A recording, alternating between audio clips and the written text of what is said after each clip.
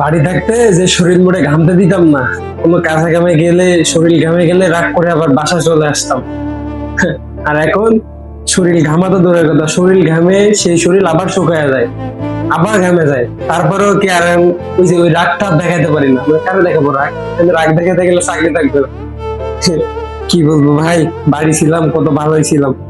মানে বাবার বাপের টাকা খাওয়া, বাপের বাড়ির বাপের কাজ করা, এটা একটা অন্যরকম একটা শান্তি কাজ করে। আর এই জায়গায় আছে যে পরের কাজ এখানে না পারবো কাউকে কোনো কিছু বলতে, নিজের মতো করে করতে পারবো না, মানে লোক যেটা বলবে এটা আমার করতে হবে।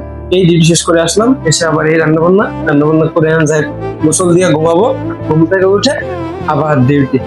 মানে কি একটা জীবন বানাই ফেললাম, কত সুন্দর একটা জীবন ছিল আমার, সেটা আমি মানে নিজে হাতে পাকনামি করে আমার জীবনটা আমি দাফন করে দিলাম।